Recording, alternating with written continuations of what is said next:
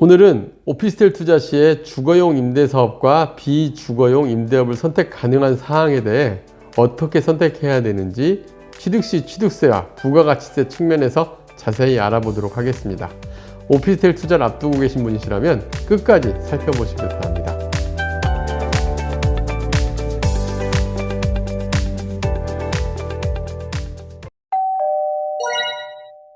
안녕하세요. 월세고스TV의 최영식입니다. 네, 오늘은 오피스텔 관련 세금에 대한 내용인데요. 네네. 어떤 내용인가요? 오늘은 이제 오피스텔 만약에 투자를 하신다 그러면은 제일 처음 이제 맞닥뜨릴 문제가 사업자 등록이에요. 오피스텔은 정말 세금 관계가 복잡합니다. 그 이유가 오피스텔은 주거용으로 쓸 수도 있고 업무용으로 쓸 수도 있습니다. 근데 건축물 대장상에는 우리가 업무시설로 돼 있어요. 그래서 사실상 주거용 임대사업용이 아니라 비주거용 건물 임대업에 해당이 되는 거죠. 그래서 취득세도 주택으로서의 취득세가 아니라 이제 업무시설로서의 취득세인 4.6%를 내게 됩니다. 그럼 제가 이제 이거를 보통 이제 우리가 오피스텔 처음에 취득을 하시면 제일 원초적인 질문, 가장 이제 시작부터 다가오는 문제가 어떤 사업자로 등록을 할 거냐, 일반 임대사업자로 등록을 할 거냐, 아니면은 주택 임대사업자로 등록을 할 거냐, 아니면 사업자 등록을 하지 않을 거냐, 요 세 가지 선택지를 놓이게 되는데, 오늘은 이 중에서 이 사업자를 선택했을 때 취득할 때 발생할 수 있는 세금 혜택과 요 취득세 부분이나 부가가치세 요 내용들을 정리를 해볼 건데요. 제가 표로 좀 정리를 해놨습니다. 만약에 사업자 등록을 하지 않을 경우에는 부가가치세 환급이 불가해요. 그리고 부가가치세는 일반 임대사업자 등록할 때는 환급이 가능합니다. 일반 임대사업자라는 거는 비주거용 건물 임대업이라는 얘기입니다. 비주거용 일반 임대사업자 등록 같은 경우 부가가치세 환급이 가능한 이유는 우리가 여기서 월세가 발생을 하게 되면은 매월 월세에 부가가치세를 별도로 받아야 돼요. 그리고 이 부가가치세를 다시 이제 그 세무당국에 부가세 신고를 하고 다시 납부를 하는 이런 절차를 거쳐야 되는데, 앞으로 받을 부가세들이 있기 때문에 세무당국에서도 부가가치세를 환급을 해준다라고 생각하시면 되거든요. 그래서 이럴 때는 이제 시행사로부터 먼저 우리가 세금계산을 받고 요거를 이제 부가세 환급 신청을 하면 환급이 가능합니다. 그리고 주택임대사업자 등록을 하게 되면 환급이 불가해요. 왜냐하면 주택임대사업자는 부가가치세 면세사업자예요. 향후에 받을 부가가치세가 없기 때문에 당연히 환급 불가에 해당이 됩니다. 그래서 이 세 가지 부가가치세 환급 가능 불가를 우리가 이해를 해야 되는데, 그래서 이제 보통 보면은 많은 시행사들이 이제 분양을 하잖아요. 그럼 오피스텔 분양을 하면 이 초기에 부가가치세만큼은 환급받을 수 있다. 그래서 일반 임대사업자 등록을 유도하는데, 이랬을 때 어떤 문제가 발생하고 또 어떻게 우리가 이걸 처리를 해야 되는지를 자세히 알아야 돼요. 그래서 오늘은 이걸 하나씩 살펴볼 겁니다. 그리고 취득세도 혜택이 있을 경우가 있습니다. 예를 들면 사업자 미등록을 하게 되면은 우리가 오피스텔 취득할 당시에 취득세는, 이건 물론 신규 분양만 해당이 됩니다. 취득세는 4.6%가 부과가 되는데 사업자 미등록은 감면이 내릴 혜택이 없어요. 일반 임대사업자 비주거용 건물 임대업 같은 경우에도 역시 감면 혜택이 없이 4.6%, 취득세 4%, 농특세 0.2%, 교육세 0.4%를 내야 합니다. 다만 주택 임대사업자로 등록할 경우에, 장기 임대사업자 등록할 경우에는 취득세 감면 혜택이 있습니다. 전용 60제곱미터 이하는 면제를 받을 수가 있는데, 단 취득세 합산 20만 원이 넘어가게 되면 85%만 감면을 받을 수 있습니다. 근데 수도권에서 20만 원이 넘어가려면 5천만 원 이하야 된다는 얘기인데 거의 없는 경우죠. 그러니까 우리가 아예 처음부터 85% 감면이다라고 생각을 하고 들어가고, 15% 총 취득세액의 4.6% 취득세액의 15%는 내야 된다는 생각 가지고 접근을 하셔야 되고요. 60제곱미터, 85제곱미터 이하, 그러니까 전용면적 20제곱미터, 여기는 전용면적입니다. 전용면적 20제곱미터가 넘어간다 한다면은 이제 25% 감면이 있는데, 근데 여기에 보면은 임대 목적 20호 이상 취득하거나 20호 이상 취득한 사업자가 추가로 취득하는 경우라고 되어 있습니다. 그러니까 이거는 해당 없다. 60제곱미터 넘어가면 취득세 감면 해당 없다라고 생각을 하시는 게 좋을 것 같습니다. 그리고 감면 적용 요건에 의무 임대기간 4년은 반드시 지속을 해야 된다라는 그 조항이 있기 때문에 주택 임대사업자 등록 같은 경우는 취득세 감면 혜택이 있으니까 신규 분양 오피스텔을 만약에 하신다 한다면은 주택 임대사업자로 처음에 적용을 해야 될지 일반 임대사업자 등록을 해야 될지를 처음에 잘 적용하고 들어가셔야 됩니다. 자, 그러면 이제 자세하게 사업자별로 어떤 특징들이 있는지 볼게요. 먼저 일반 임대사업자 등록시 감면받는 부가가치세가 어느 정도 금액이냐 한번 따져볼게요. 왜냐면은 뭐 1억 5천짜리 우리가 그 오피스텔을 사면 이거의 10%인 1,500만 원의 부가가치세 생각하시는 분들이 있는데 그렇지 않아요. 이게 오피스텔 제가 계약서를 하나 제가 캡처를 해 놓은 건데 보통 보면 건물과 대지로 이루어져 있죠. 대지는 부가가치라는 게 없어요. 이 대지 위에 짓는 건물이 부가가치가 발생하는 거거든요.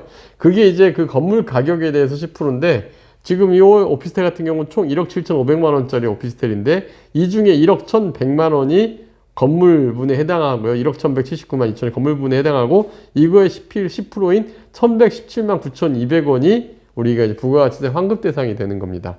자, 그래서 부가가치세는 건물 가격 10%라는 거 알고 접근을 하셔야 되고요. 신규 분양받을 경우에 일반 임대사업자 등록 시 부가세 환급을 받을 수 있고 단 이때도 일반 임대사업자입니다. 간이과세자로 등록할 경우에는 환급되지 않으니까 주의하셔야 되고요.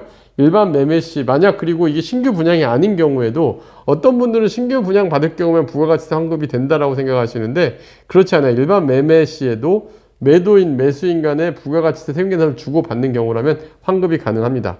근데 통상적으로 포괄 양수도를 하니까 이제 이게 이제 환급이 안 된다 이렇게 생각할 수 있는데 근데 제가 한번 저희가 전에 건물 상가의 부가가치세 편에서 부가가치세가 어떻게 계산하는지를 한번 촬영한 적이 있었어요. 그 내용 보시면 이게 상가하고 똑같이 적용되니까 이 환급도 이거 부가가치세도 매매 시에 정확하게 정산하는 게 맞다 생각을 하시고 보통 제가 사진을 하는데 일반적으로 보면은 오피스텔 하면 주거용으로만 쓸 것 같지만 서울 중심권이나 오피스 수요가 많은 데서는 오피스텔 이렇게 업무용으로 쓰는 실사례도 많이 있습니다. 보통 보면은 사무실인데 사무실 내부에 화장실이 있거나 하면 대부분 오피스텔인 경우들이 많아요. 그래서 오피스텔은 주거용으로 쓸 수도 있고 업무용으로 쓸 수도 있는 곳들인데 이 업무용으로 쓸 경우에는 일반 임대사업자 등록하는 게 유리합니다. 그래서 사업자 등록을 하시게 되면 제 거 사업자 등록증 하나를 제가 첨부해 놨는데 부동산업이고 비주거용 건물 임대업으로 등록하시게 됩니다.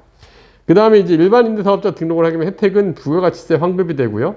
사실 제일 중요한 거는 일반 임대사업자 등록한 오피스텔은 주택수하고 완전 무관하게 업무시설로 인정을 받아요. 그래서 종합부동산세나 양도소득세 영향이 없다라는 것도 되게 좋은 장점 중에 하나예요. 반면에 주의사항은 임대료 발생 시마다 부가가치세가 부과가 되고 매월 임대료 수령 시에는 세금계산서를 발행을 매월 해줘야 돼요. 그리고 임차인이 반드시 사업자 등록을 하셔야 됩니다. 만약에 일반 임대사업자 등록된 물건에 주거용 임차인이 임대차 계약이 진행이 됐을 경우에는 내가 환급받았던 부가가치세를 토해내야 될 수도 있고 또 중과세가 받을 수도 있으니까 좀 주의하셔야 되고요.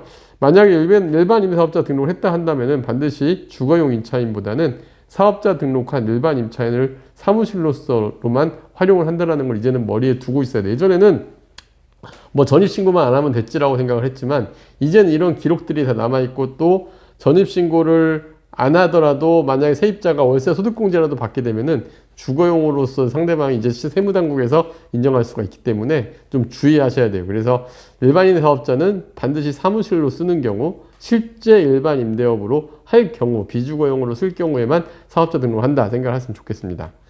자, 그런데 반면에 주택임대사업자는 여러분들이 주택임대사업자 등록을 하시게 되면 제가 주택임대사업자 등록증 샘플을 해놨어요. 근데 세무당국의 그 주택임대사업자는 먼저 그 해당 구청에서 주택과의 주택임대사업자, 민간임대주택사업자를 등록을 해야 되고 또 추가로 세무서에 부가가치세 면세사업자 등록을 같이 하셔야 됩니다. 여기에서 부가가치세 면세사업자다라는 여기를 잘 보셔야 돼요. 그러니까 부가세 환급이 안 되는 이유가 바로 이 부가가치세 면세사업자 때문에 그래요. 근데 이게 좋은 점은 임대료를 부과를 할 때 우리가 여러분들이 주거용으로 집을 임대로 월세로 살거나 할 때 부가가치세를 내지 않잖아요. 바로 이게 부가가치세 면세사업자 때문에 이기 때문에 그렇습니다. 그렇기 때문에 부가가치세 면세사업에 해당하니까 월세 받을 때 부가가치 따로 받을 수 없다라는 따로 받지 않아도 된다라는 건 가장 큰 장점으로 보시면 됩니다. 그래서 일반 임대사업자 등록 혜택은 취득세 감면 혜택, 아까 일정 면적 이하인 경우 대부분의 오피스텔은 60제곱미터 이하이기 때문에 대부분이 해당이 돼요. 그래서 일정 면적 이하는 취득세 감면이 된다. 그리고 조정 대상 지역에 해당하는 이제는 서울, 이제 용산, 강남, 서초를 제외, 송파, 송초를 제외하고는 다 이제 조정대 해당이 되지 않잖아요. 그러면 이제 주택세 합산 배제가 가능하고요.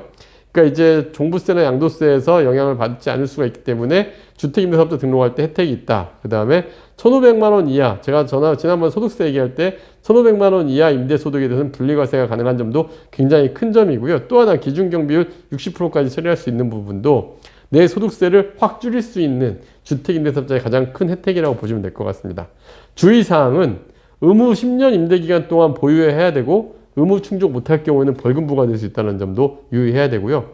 이제 또 이것도 상당히 안 좋은 점 중에 하나죠. 임대료 5% 상한선 제한이 있는데 5% 1년 단위로 전년 대비 5% 이상 인상을 못 한다는 거, 이거 되게 엄격하게 적용하기 때문에 정확하게 지키셔야 됩니다.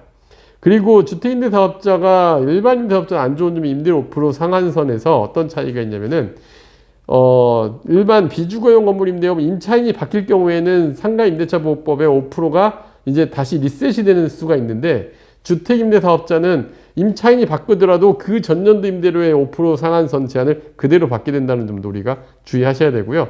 그리고 최근에 주택임대사업자는 그 전세 사기 사태 때문에 더더욱 이게 늘어날 것 같은데, 부기등기라든가 보증보험 등 각종 의무가 늘어나는 추세라는 점도 우리가 유의하셔야 되고, 사전에 반드시 공부 좀 하고 들어가야 되고요.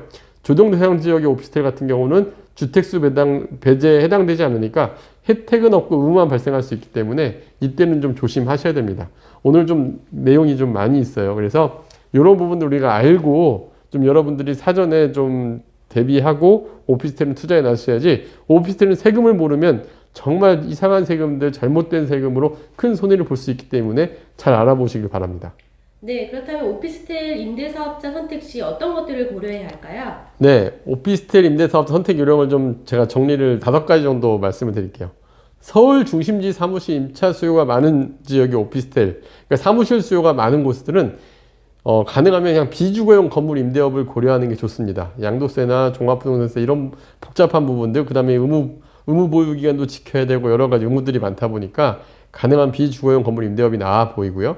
조정대상 지역 오피스텔을 갖다가 투자하신다고 한다면은 차라리 임대 등 사업자를 등록을 안 하는 게 나을 수도 있고, 사무실이 가능한 곳은 일반 임대 사업을 고려하는 게 나아 보입니다. 그다음에 대부분 오피스텔은 업무용 수요가 적기 때문에 주택 임대업을 고려하는 게 좋습니다. 그리고 신규 분양 오피스텔 부가가치세 환급은 일반 임대 사업자 등록을 해야 되지만, 만약에 사무용 수요가 많이 없는 지역 같은 경우는 이게 자칫하면 공실 위험에 놓일 수도 있고, 또 이게 부가세를 매월 부담해야 된다라는 요것도 큰 불합리한 점이 될 수가 있거든요. 그래서 주택 임대업이 나은 방안이 될 수 있으니까 처음부터 수요 파악이 되게 중요하고요. 주택 임대사업자 등록할 때에는 10년 임대 의무 기간 준수하고 현황 신고 등 의무 사항이 많으니까 사전에 우리가 이런 것들을 대비하고 준비하고 투자에 나서시는 게 좋을 것 같습니다.